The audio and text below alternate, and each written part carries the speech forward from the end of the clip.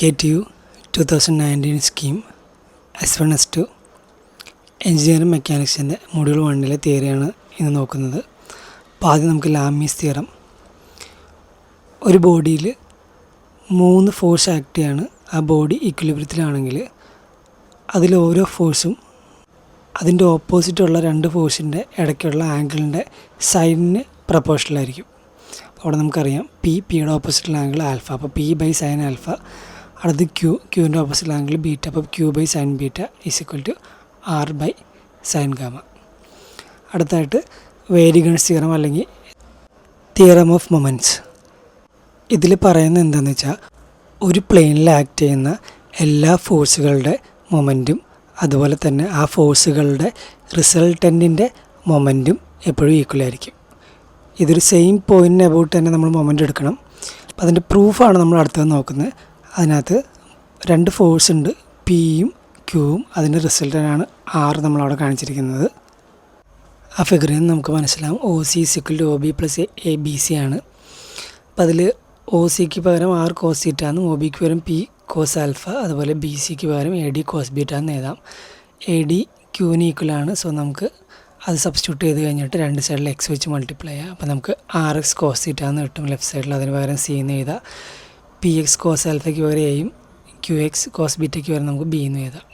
അങ്ങനെ നമുക്ക് ആ ഇക്വേഷനെ സിംപ്ലിഫൈ ചെയ്തിട്ട് R × C = P × A + Q × B എന്ന് എഴുതാം. അപ്പോൾ നമുക്ക് ലെഫ്റ്റ് സൈഡിൽ റിസൾട്ടൻറ്റിൻ്റെ മൊമെൻറ്റ് = 2 ഫോഴ്സിൻ്റെ മൊമെൻറ്റിൻ്റെ സമ്മാന്ന് പ്രൂവ് ചെയ്യാൻ പറ്റും. അടുത്തായിട്ട് ഫ്രീ ബോഡി ഡയഗ്രാം. ഇപ്പോൾ ഫ്രീ ബോഡി ഡയഗ്രാം നമ്മൾ പ്രോബ്ലം ചെയ്യാനായിട്ട് ക്ലാസ്സിൽ ഓൾറെഡി വരച്ചതാണ്.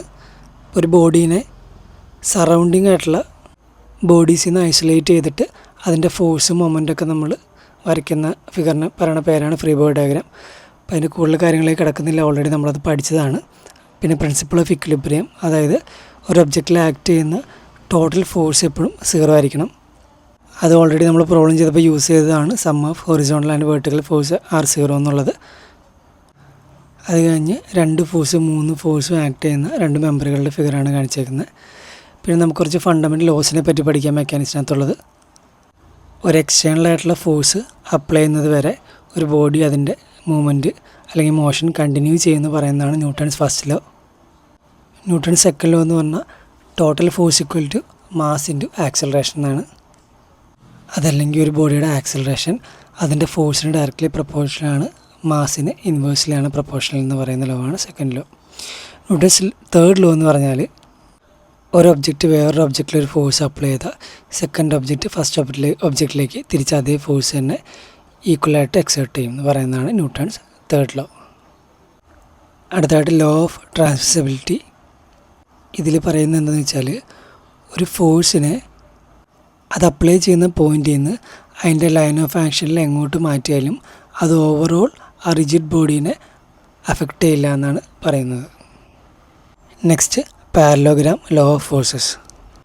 ഒരു ബോഡിയിൽ ഒരു പോയിൻറ്റിൽ ആക്ട് ചെയ്യുന്ന 2 ഫോഴ്സസിനെ നമുക്കൊരു പാരലോഗ്രാമിൻ്റെ 2 അഡ്ജസൻറ്റ് സൈഡായിട്ട് റെപ്രസെൻറ്റ് ചെയ്യാൻ കഴിഞ്ഞാൽ ആ പാരലോഗ്രാമിൻ്റെ ഡയഗണലായിരിക്കും അതിൻ്റെ റിസൾട്ടൻറ്റ്. അതാണ് നമ്മൾ നെക്സ്റ്റ് പേജിൽ ആ ഫിഗറിൽ റെപ്രസെൻറ്റ് ചെയ്തേക്കണേ. അടുത്തായിട്ട് റിജിഡ് ബോഡി. ഒരു ബോഡിയിലെ 2 പോയിൻറ്റുകൾ തമ്മിൽ റിലേറ്റീവായിട്ടുള്ള മൂവ്മെൻ്റ് ഒന്നും നടക്കുന്നില്ല ഫോഴ്സ് അപ്ലൈ ചെയ്താലും. അതിനാണ് നമ്മൾ റിജിഡ് ബോഡി എന്ന് വിളിക്കുന്നത്. ഒരു ബോഡിയിൽ ആക്ട് ചെയ്യുന്ന എല്ലാ ഫോഴ്സസും ഒരു പ്ലെയിനിൽ തന്നെയാണെങ്കിൽ നമുക്കതിനെ കോപ്ലാനാർ ഫോഴ്സസ് എന്ന് വിളിക്കാം. അതുപോലെ തന്നെ ഒരു pair of equal and opposite parallel force ഒരു കറക്റ്റ് ഡിസ്റ്റൻസിന് സെപ്പറേറ്റ് ചെയ്ത് നിൽക്കുകയാണെങ്കിൽ അതിനെ നമുക്ക് കപ്പിൾ എന്നും വിളിക്കാൻ പറ്റും. അതുപോലെ നമ്മുടെ ഫോഴ്സ് കപ്പിളിൻ്റെ കുറച്ച് പ്രോപ്പർട്ടീസാണ് നമ്മളവിടെ കാണിച്ചിരിക്കുന്നത്. അടുത്തായിട്ട് ലോ ഓഫ് സൂപ്പർ പൊസിഷൻ. ഒരു റിജിഡ് ബോഡിയിൽ ആക്ട് ചെയ്യുന്ന ഇൻഡിവിജ്വൽ ഫോഴ്സുകളെല്ലാത്തിൻ്റെയും സമ്മായിരിക്കും അതിൻ്റെ നെറ്റ് എഫക്റ്റ്.